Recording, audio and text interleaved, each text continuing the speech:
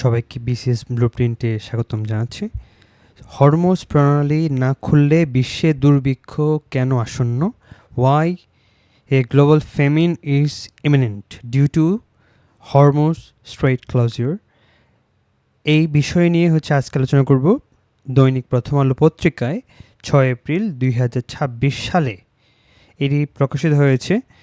আন্তর্জাতিক রাজনীতি, বৈশ্বিক খাদ্য সংকট, রাজনৈতিক সংকট এবং সাপ্লাই চেইন অ্যান্ড জিওপলিটিক্সের কনটেক্সটে খুবই গুরুত্বপূর্ণ একটা article. So first of all কিছু ইম্পর্ট্যান্ট ডেটা ফর এক্সামস আমরা দেখে নিব যে আসলে হরমোজ প্রণালীটা কেন গুরুত্বপূর্ণ। বিশ্বের মোট জ্বালানি তেলের 1/5 এবং বিপুল পরিমাণ প্রাকৃতিক গ্যাস পরিবাহিত হয় এই যে সরু জলপথ বা স্ট্রেট দিয়ে, অর্থাৎ it is a huge amount of crude oil has been passed through the Hormuz Channel. So কৃষি ও সারের যদি কথা বলি তাহলে 1/3, যেটা হচ্ছে আরও বড় অ্যামাউন্ট, সেটা হরমুজের যে প্যাসেজ সেটা দিয়ে কিন্তু পার হয়ে যায়। দ্যাট মিনস দুটো ইম্পর্টেন্ট অ্যাসপেক্ট, জ্বালানি, গ্যাস এবং কৃষি ও সার, দুইটা ক্ষেত্রেই এই প্রণালীর গুরুত্বটা অনেক। এবং এগুলো তো সব ডাইরেক্ট এফেক্ট এখানে শো হচ্ছে, বাট এটার যে ইনডাইরেক্ট এফেক্ট যেটা, এবং সেটা অবশ্যই এটা ক্যাসকেডিং এফেক্ট হবে, এবং সেটা যে কতটুকু ভয়ানক হবে তা আমরা সহজে অনুমান করতে পারছি। কারণ আমাদের পরিবহন ব্যয় যখন বেড়ে যাবে due to the increase of the crude oil prices like diesel or petrol, automatically আমাদের যে ভোগ্যপণ্য সেগুলোর দামও বেড়ে যাবে। তো সেটা আলটিমেটলি যে সমস্যা পড়বে তা হচ্ছে সাধারণ মানুষ। সো লেখক আরও কিছু ডেটা উল্লেখ করেছেন যে খাদ্য নিরাপত্তাহীনতার একটা বিষয় নিয়ে আসছেন। বর্তমান সংকট গ্রীষ্ম পর্যন্ত বজায় থাকলে বিশ্বে প্রায় 4.5 কোটি মানুষ নতুন করে ভয়াবহ দুর্ভিক্ষে আসতে পারে। So it is a huge number.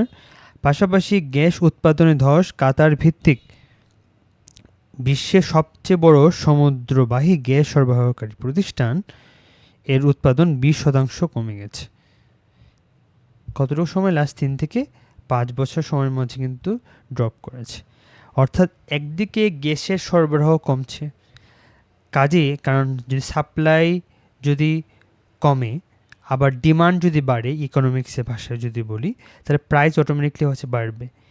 একই দিক থেকে যে প্রোডাকশনের সাপ্লাই এটাও কমে যাচ্ছে, ডিস্ট্রিবিউশনে হিন্ড্রেন্সের কারণে যে সাপ্লাই তাও ডিসরাপ্টেড হচ্ছে।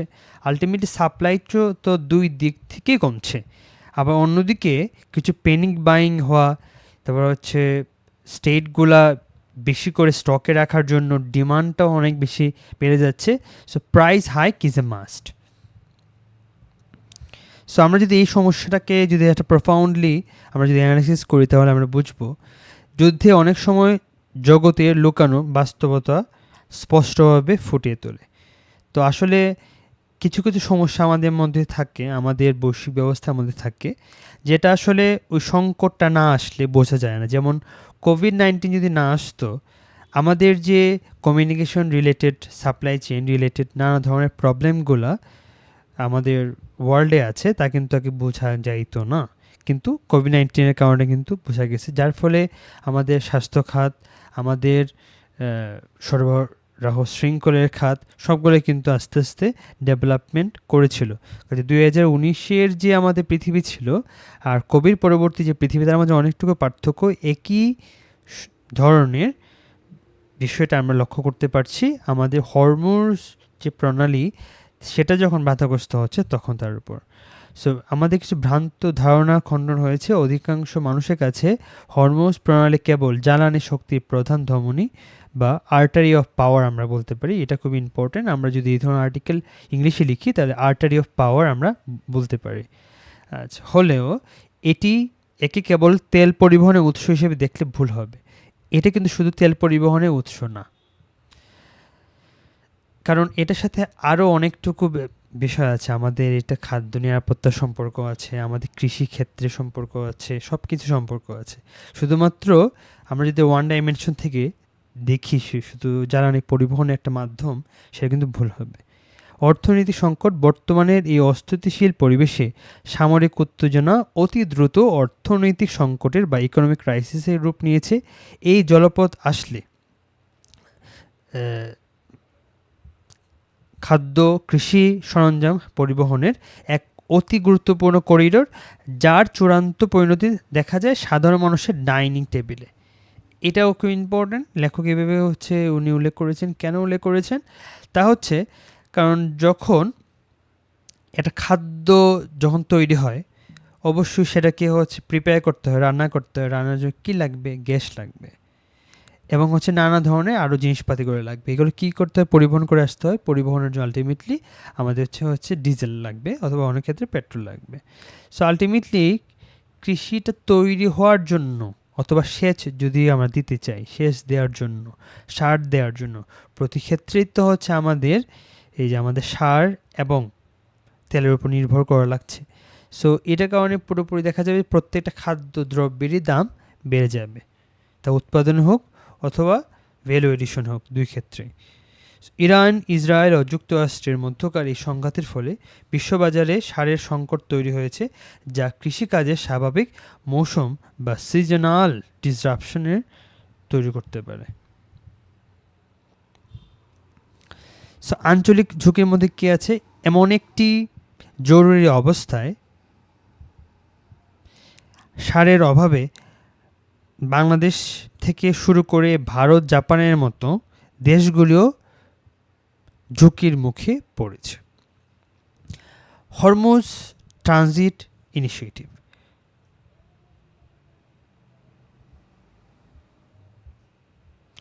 বর্তমান এই ধ্বংসাত্মক পরিস্থিতি থেকে রক্ষা পাওয়ার জন্য লেখক একটি হরমুজ ট্রানজিট ইনিশিয়েটিভ এর প্রস্তাব দিয়েছেন। খুবই ইম্পর্ট্যান্ট একটা বিষয়, কারণ এখানে আঞ্চলিক ঝুঁকি, সব কিছু ঝুঁকিগুলোর কথা বলা হয়েছে, বাট সমাধানটা কী?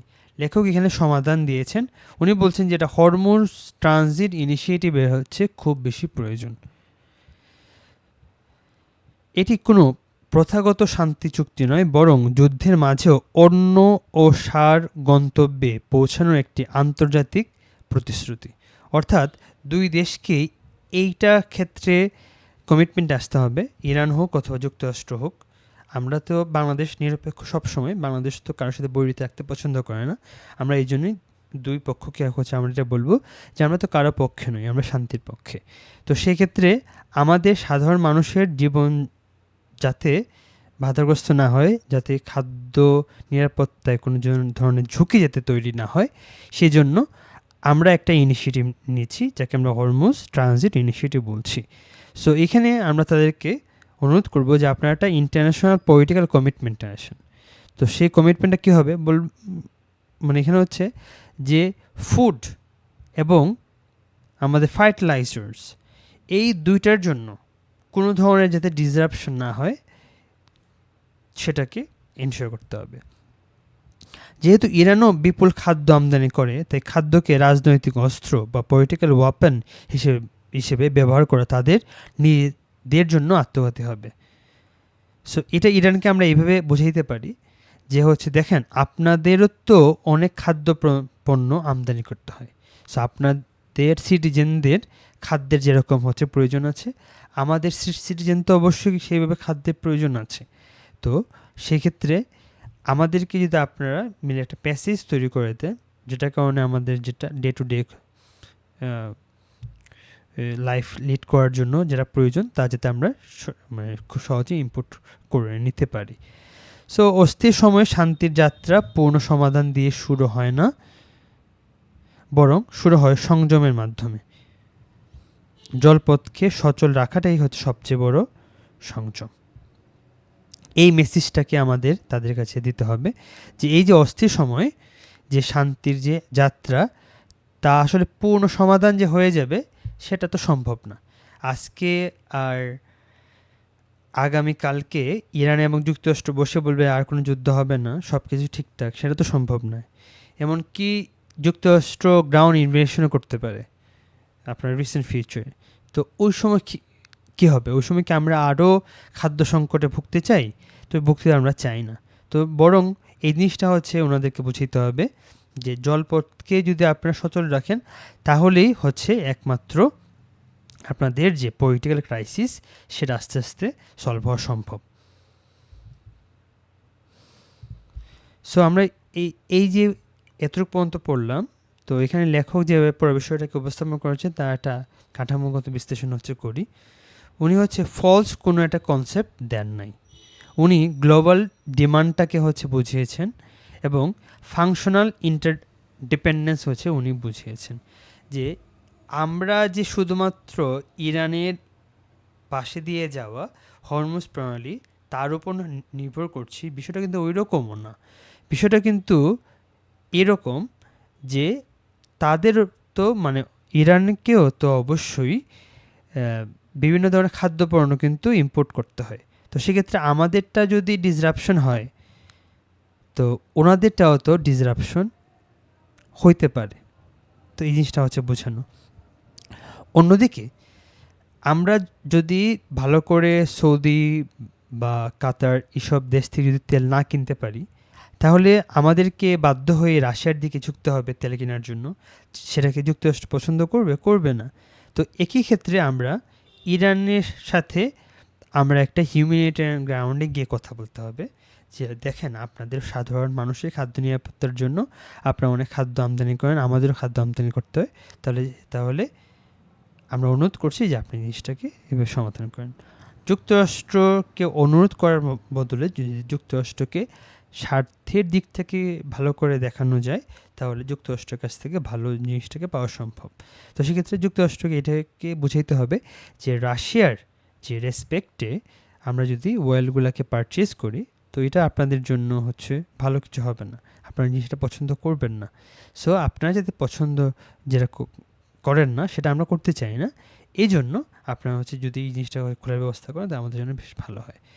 সো এইগুলো জিনিস কিন্তু লেখক হচ্ছে বুঝিয়েছেন।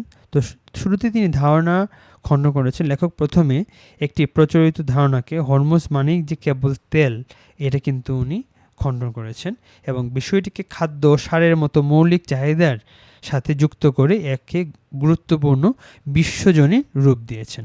অর্থাৎ হরমুজ মানেই কেবল তেল নয়, এটা একটা মৌলিক চাহিদার বিষয় এবং এটা একটা বিশ্বজনীন এটা বিষয়বস্তু, শুধুমাত্র দুটো দেশের মধ্যকার না। আন্তর্জাতিক প্রবাহের সূচনা আর্টিকেলের শুরুতেই ইমিডিয়েট থ্রেট বা তাৎক্ষণিক হুমকি থেকে স্ট্রাকচার রিয়ালিটি এর দিকে যুক্তি প্রবাহ হচ্ছে করা হয়েছে। অর্থাৎ হরমুজের যে আমাদের তেল এবং সারগুলা সুন্দর মতো আমদানি করা যাচ্ছে না, তো এটা হচ্ছে আমাদের ইমিডিয়েট থ্রেট এবং এই ইমিডিয়েট থ্রেটকে সলভ করার জন্য আমাদের একটা স্ট্রাকচার রিজলভিং মেকানিজম প্রয়োজন। তো এই যে রিয়ালিটিটাকে একটা স্ট্রাকচারাল উপায়ে হচ্ছে উনি উপস্থাপন করেছেন। তো আমাদের আর্টিকেলগুলো যে লিখবো প্রথমে আমরা ইমিডিয়েট থ্রেটটাকে আমরা উল্লেখ করতে পারি, তারপর হচ্ছে আস্তে ধীরে ধীরে আমরা স্ট্রাকচার যে রিয়ালিটি তার দিকে আসতে পারি। সো তাত্ত্বিক মডেলটা কী বলছে আর্টিকেলটি? কাঠামো একটি ফাংশনাল ইন্টারডিপেন্ডেন্স অর্থাৎ কার্যকরী পারস্পরিক নির্ভরতা মডেলের উপর তৈরি হয়েছে। অর্থাৎ এই ধরনের আর্টিকেল যদি আমরা লিখি তাহলে খুব সহজে আমাদেরকে এইভাবে লিখতে হবে, আমরা যদি ইন্টারডিপেন্ডেন্সটাকে যদি হচ্ছে বুঝাইতে পারি ভালো করে তাহলে কিন্তু এই প্যাসেজটা বাংলাদেশের জন্য খুলেও যেতে পারে। আচ্ছা, তো এখানে লেখকটা উনি লেখার জন্য কিছু সুন্দর সুন্দর টেকনিক্যাল বিষয় এনেছেন, তো সেগুলো হচ্ছে আমরা উপস্থাপন করছি। ঐতিহাসিক নজিরে প্রয়োগ করতে পারি আমরা। এরপর তিনি ইউক্রেন যুদ্ধের কৃষ্ণ সাগর শস্য চুক্তি বা ব্ল্যাক সি গ্রেইন ইনিশিয়েটিভ ঐতিহাসিক নজির হিস্টোরিক যে প্রেসিডেন্স আছে টেনে একটি বাস্তবসম্মত সমাধানের রূপরেখা দিয়েছেন। অর্থাৎ এই ধরনের আর্টিকেলে আমরা কিছু ঐতিহাসিক উদাহরণ আনতে পারি, যেমন কৃষ্ণ সাগরের যে শস্য চুক্তি ব্ল্যাক সি গ্রেইন ইনিশিয়েটিভ, একে আমরা হচ্ছে উদাহরণ হিসেবে এনে আমরা কোনোভাবে হরমুজ ট্রানজিট ইনিশিয়েটিভটাকে আমরা আসলে ইমপ্লিমেন্ট করে ফেলতে পারি কিনা এটা কিন্তু আমরা আর্টিকেলের মধ্যে লিখতে পারি। অর্থাৎ আমরা কিন্তু এটা বুঝতে পারলাম যে কোনো একটা ইনিশিয়েটিভ যদি আমরা প্রপোজ করি তার যদি এটা হিস্ট্রিক্যাল যদি প্রেসিডেন্ট যদি আমরা দাঁড় করাইতে পারি, এটা মোস্ট প্রবাবলি যে কোনো একটা দেশকে কনভিন্স করার জন্য ডিপ্লোম্যাটিক্যালি খুব বেশি কনভিনিয়েন্ট হওয়ার কথা। সো লজিক্যাল ফ্রেমওয়ার্কটা কেমন, তো ইমিডিয়েট থ্রেটটাকে উনি বুঝিয়েছেন, তারপর স্ট্রাকচার রিয়ালিটি দেখিয়েছেন, তারপর হচ্ছে কম্পারেটিভ লজিক দেখিয়েছেন, তারপর হচ্ছে প্র্যাকটিক্যাল সলিউশন দিয়েছেন। সো ইমিডিয়েট থ্রেটটা কি, আমাদের এখন হরমুজ যে স্ট্রেট দিয়ে আমাদের সার এবং তেলটা ভালো মতে ট্রান্সফার হচ্ছে না। সো এটা হচ্ছে আমাদের থ্রেট। স্ট্রাকচার রিয়ালিটি কি, যে ইমিডিয়েটলি ইরান এবং যুক্তরাষ্ট্রের যুদ্ধ অফ করা সম্ভব না, এই জন্য হচ্ছে আমাদের একটা হরমুজ ট্রানজিট ইনিশিয়েটিভ দরকার, যেটার মাধ্যমে নিত্য প্রয়োজনীয় জিনিসগুলো যাতে আমাদের পাস করতে পারে। এবং উনি একটা কম্পারেটিভ লজিকও উনি হচ্ছে দেখিয়েছেন, যেখানে হচ্ছে আগেও এরকম ব্ল্যাক সি গ্রেন ইনিশিয়েটিভ হয়েছিল ইউক্রেনের জন্য। তো এবার কম্পারেটিভ লজিক যদি দেখানো যায়, তার আর্টিকেলের যে বেসটা আর স্ট্রং হয় এবং হচ্ছে এইভাবে একটা প্র্যাকটিক্যাল সলিউশন দাঁড় করানো যায়। অর্থাৎ এই যৌক্তিক কাঠামো বিসিএস বা ফোকাস রাইটিংয়ের জন্য একটা ভালো একটা অ্যানালিটিক্যাল ফ্রেমওয়ার্ক হতে পারে। এই ধরনের আর্টিকেল যদি আসে, তাহলে আমরা কিছু ভোকাবুলারি আমরা ইউজ করতে পারি, যদি আমরা ইংলিশে হচ্ছে করি, সেটা আমাদের খুবই ইম্পর্টেন্ট হবে। যে আমরা হচ্ছে প্রধান ধমনী হিসেবে আমরা উল্লেখ করতে পারি কাকে, হরমুজকে, অথবা ইংলিশে আমরা বলতে পারি artery of power. Economic crisis, অর্থনৈতিক সংকট, তো সিজনাল ডিসরাপশন হচ্ছে আমরা বলতে পারি স্বাভাবিক মৌসুম বিপর্যয়, বা বিষয়টা আসলে সিজনাল ডিসরাপশন না, জরুরি অবস্থাকে আমরা বলতে পারি এক্সিজেন্সি। এবং ইন্টারন্যাশনাল পলিটিক্যাল কমিটমেন্ট এবং পলিটিক্যাল ওয়াপন বা রাজনৈতিক শক্তি। এই ধরনের বিভিন্নগুলো যদি আমরা ফ্রেজগুলোকে আমরা যদি ইন্ট্রোডিউস করি, আমাদের লেখার যে ওয়েটটা এবং ওয়েটটা অনেক বৃদ্ধি পাবে। পাশাপাশি আমরা ফাংশনাল ইন্টারডিপেন্ডেন্সি খুব একটা ইম্পর্ট্যান্ট জিনিস, এই জিনিসটা আর্টিকেলের মধ্যে লিখতে হবে। এবং হিস্ট্রিক্যাল যে প্রেসিডেন্ট ঐতিহাসিক নজির, এটাকে হচ্ছে নিয়ে আসতে হবে। সো এম্পেরিক্যাল, প্রমাণসিদ্ধ, অকাট্য বা ইরিফিউটেবল, মানে অকাট্য প্রমাণ কথা বলে না, যে এই জিনিসটা আমরা অকাট্য প্রমাণ দিলাম, সো আমরা ইউজ করতে পারি irrefutable proof, অথবা আমরা ইউজ করতে পারি it is empirical proof. So supply chain interdependence, সেটা আমরা হচ্ছে বলতে পারি, এই ধরনের টার্মগুলো আমরা ইউজ করতে পারি। এবং প্র্যাগমেটিক, মিলিটারি টেনশন, এবং লাস্টটা খুব ইম্পর্ট্যান্ট, শেয়ার্ড গ্লোবাল ইন্টারেস্ট। কারণ আমরা জানি ডিপ্লোম্যাটিক্যাল অর্ডারে যদি আমরা শেয়ার্ড ইন্টারেস্টের কথা যদি সেভাবে না আনতে পারি, তাহলে কোনো দেশকেই কিন্তু কনভিন্স করাটা খুব বেশি সহজ হবে না। তো সেক্ষেত্রে এইসব বিষয়গুলোকে লক্ষ্য রাখতে হবে। আশা করি বিসিএস এবং ব্যাংকে ফোকাস রাইটিংয়ের ক্ষেত্রে এই ধরনের অ্যানালাইসিসটা আপনাদের জন্য বেশ helpful হবে. So thanks to watch this video. Please subscribe and I will see you on the other side. Thank you.